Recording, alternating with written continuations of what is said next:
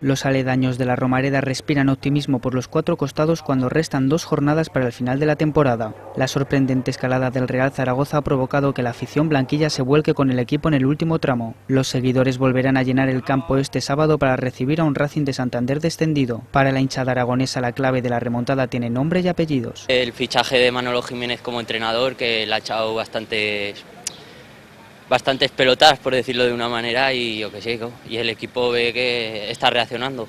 La moral, sobre todo el entrenador.